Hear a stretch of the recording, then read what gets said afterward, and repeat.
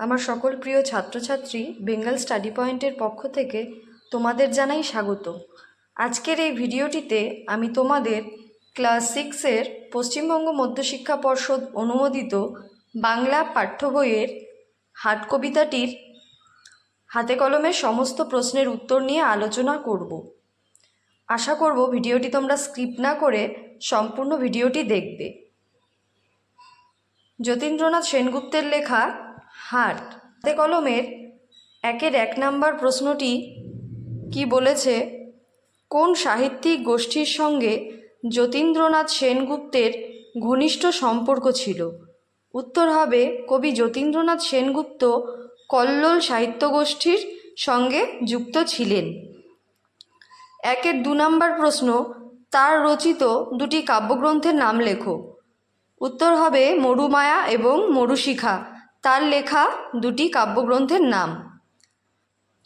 2 নম্বর প্রশ্ন কি বলেছে দেখো, নিচের বাক্যগুলি থেকে এমন শব্দ খুঁজে বের করো যার প্রতিশব্দ কবিতার মধ্যে আছে, কবিতার সেই শব্দটি পাশে লেখো। 2-1 নম্বর প্রশ্নটি কি বলেছে দেখো, আধার সাঁঝে বনের মাঝে উল্লাসে প্রাণ ঢেলেছে। উত্তর হবে সাঁঝে সন্ধ্যায়। 2 নম্বর প্রশ্নটি দেখো, আলো আমার আলো গো আলো ভুবন ভরা। আলো, আলোর প্রতিশব্দ আলোক বর্ণ। 2-3 নম্বর প্রশ্নটি দেখো, তুমি আমার সকালবেলার সুর। সকালবেলা প্রভাতবেলা। 2-4 নম্বর, আমার রাত পোহালো শারদ প্রাতে। রাত, নিশা। 2-5 নম্বর, দিনের বেলা বাঁশি তোমার বাজিয়েছিলে। দিনের বেলা হবে দিবসেতে। 3 নম্বর প্রশ্নটি কি বলেছে দেখো, সমচ্চারিত বা প্রায় সমচ্চারিত ভিন্নার্থক শব্দযুগলের অর্থ পার্থক্য দেখাও। দয় দীর্ঘী প দ্বীপ, এই দ্বীপের অর্থ হলো প্রদীপ। আর দয় বয় দীর্ঘী প, এই দ্বীপের অর্থ হলো চারিদিকে জলবেষ্টিত ভূখণ্ড। দ বয়সেন র, দর, এই দরের অর্থ হলো দাম। আর দ ঢয়বেন র, এই দর হলো দক্ষ। বয়াকার ধয়াকার বাধা, এই বাধা হলো বিপত্তি। আর বয় চন্দ্রবিন্দু আকার ধয়াকার বাধা, এই বাধা হলো বন্দি করা। তালেবস্যয় আকার খ শাখ, এই শাখের অর্থ হলো ডাল বা শাখা। তালেবস্যয় চন্দ্রবিন্দু আকার খ শাখ, এই শাখের অর্থ হলো শঙ্খ। নিত্য, নয় রশ্মি তয় জফালা, এই নিত্য এর অর্থ হলো রোজ। আর নয় রিকার তয় জফালা, এই নৃত্যের অর্থ হলো নাচ করা। 4 নম্বর প্রশ্নটি কি বলেছে দেখো, নিচের শব্দগুলি গদ্যে ব্যবহার করলে কেমন হবে লেখো। শব্দগুলো পরপর সাজিয়ে নিয়েছি, তার পাশে গদ্যে রূপ দিলে কি হবে সেই উত্তর করে দিয়েছি। সহিয়া যদি গদ্য রূপে লেখা হয় তাহলে হবে সহন করে বা সহ্য করে। সেথা গদ্য রূপে লেখা হলে হবে সেখানে। সহি সহ্য করি। সবে সবাই বা সকলে। তবে তাহলে। মুদিল বুঝলো বা বন্ধ করলো। 5 প্রশ্নগুলি দেখো, নিচের প্রশ্নগুলি একটি বাক্যে উত্তর লেখো। 1 নম্বর প্রশ্নটি কি বলেছে, কতগুলি গ্রামের পরে সাধারণত একটি হাট চোখে পড়ে? উত্তর হবে 10-12টা গ্রামের পর একটি হাট চোখে পড়ে। 2 নম্বর প্রশ্ন, হাটে সন্ধ্যা প্রদীপ জ্বলে না কেন? উত্তর হবে 10-12টা গ্রামের ফাঁকা মাঠের মাঝখানে হাট বসে। দিনের শেষে সন্ধ্যায় সকলে নিজ নিজ ঘরে ফিরে যায়, তাই হাট নির্জনে একা থাকে, সেখানে প্রদীপ জ্বলে না। 3 নম্বর প্রশ্ন, কার ডাকে রাত্রি নেমে আসে? উত্তর হবে কাকের ডাকে রাত নেমে আসে। 4 নম্বর প্রশ্ন, ওপারের লোক কেন এপারেতে আসে? উত্তর হবে বিক্রেতারা তাদের পণ্য সামগ্রী নিয়ে এপারে পসরা নামায়, সেই সামগ্রী কেনার জন্য ওপারের লোক এপারে আসে। 5 নম্বর প্রশ্ন, হিসাব নাহি রে, এলো আর গেল কত ক্রেতা বিক্রেতা, কোনো হিসাব নেই কেন? উত্তর হবে হাট চলাকালীন অসংখ্য মানুষ জিনিসপত্র সাজিয়ে বসে, সেই জিনিসপত্র কেনার জন্য গ্রামের নানা মানুষ এসে ভিড় জমায়, মানুষের আনাগোনা হিসেব রাখার মতো লোক কেউ নেই। সেজন্যই কবি বলেছেন, হাটে মানুষের আনাগোনার কোনো হিসেব নেই। 6 নম্বর প্রশ্নটি কি বলেছে দেখো, কবিতায় বর্ণিত হাটের চেহারাটি কেমন লেখো। কবিতায় লেখা হাটের যে বর্ণিত চিত্র আমরা পেয়েছি তা আমরা 3টি রূপে পেয়েছি। দেখো, হাট বসার আগে তা থাকে জনশূন্য এবং ফাঁকা। তার মাথার উপরে থাকে উদার আকাশ এবং মুক্ত বাতাস, সেখানে খেলা চলে। হাট চলাকালীন বেলা বাড়তেই হাটে চেনা অচেনা মানুষের ভিড় জমে ওঠে। নানা মানুষের কোলাহল, মাল কেনা ও দর কষাকষি করা, কেনাবেচার বাক্যালাপ ইত্যাদির আওয়াজে হাট গম গম করে। 3 নম্বর দৃশ্যটি হাট ভাঙার পর। সন্ধ্যা নামার সময় হাট থেকে সবাই বাড়ি চলে যায়। একা হাট অন্ধকারে পড়ে থাকে। দোচালা বন্ধ হয়ে যায়, হাট অন্ধকারে ঢেকে যায়, সেখানে নির্জনতা বিরাজ করে।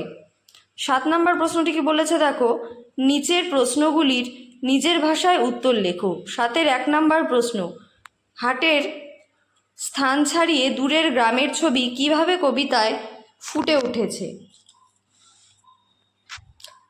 উত্তর হবে, হাট কবিতায় কবি একটি হাটের সুন্দর বিবরণ লিপিবদ্ধ করেছেন। 10-12টি গ্রামের মাঝখানে একটি হাট দেখা যায়। গ্রামের লোকজন হাটের দিনে প্রয়োজনীয় সামগ্রী কেনাবেচা করে এবং যে যার ঘরে ফিরে যায়। গ্রামের প্রতিটি গৃহকোণে সন্ধ্যাবেলায় প্রদীপ জ্বলে ওঠে। গ্রামের লোকজন নিজের নিজের কাজে ব্যস্ত থাকলেও হাট নির্জনে একা পড়ে থাকে, চেনা অচেনা মানুষের আগমনের প্রতীক্ষায়। 7-এর 2 নম্বর প্রশ্নটি দেখো কি বলেছে, প্রকৃতির ছবি কীরূপ অসীম মমতার কবিতায় আঁকা হয়েছে তা আলোচনা করো। কবি যতীন্দ্রনাথ সেনগুপ্ত তার হাট কবিতায় এক অন্যরকম প্রকৃতির বর্ণনা করেছেন, যা আমাদের মুগ্ধ করে। সন্ধ্যার অন্ধকারে হাট যখন নির্জন হয়ে আসে, তখন বকের পাখার আড়ালে সূর্য লুকিয়ে পড়ে। দূরের গ্রামগুলিতে সন্ধ্যা প্রদীপ জ্বলে ওঠার সঙ্গে সঙ্গে হাটের অন্ধকার আরও নিবিড় হয়ে ওঠে।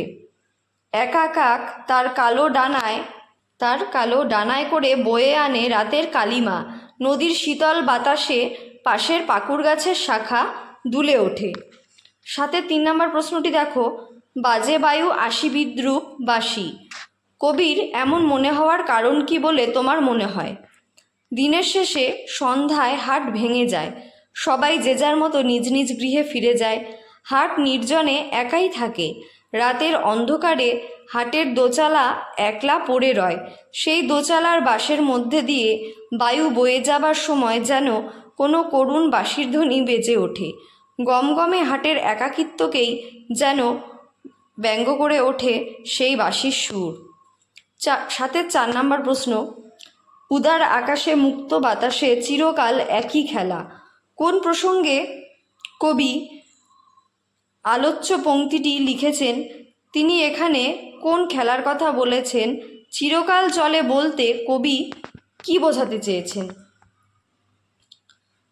হাট কবিতায় কবি এই পৃথিবীকে একটি নাট্যমঞ্চ বলে কল্পনা করেছেন।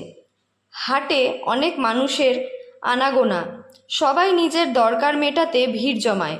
কারো ইচ্ছা পূরণ হয়, আবার কেউ ব্যর্থ হয়, কিন্তু চিরদিন এই একই ঘটনার পুনরাবৃত্ত হয়। এভাবেই আমরা জন্মাই, আবার মৃত্যুকে বরণ করি। কবি এখানে খেলা বলতে মানুষের জন্ম ও মৃত্যুর কথা উল্লেখ করেছেন। মানুষের জন্মকে আসা এবং মৃত্যুকে যাওয়ার সঙ্গে তুলনা করে একথা বলা হয়েছে।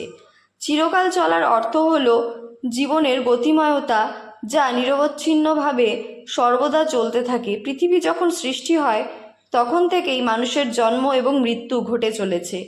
কবি এই জন্ম মৃত্যুর নিরবচ্ছিন্ন প্রবহমানতাকে চিরকাল চলার কথা বলেছেন।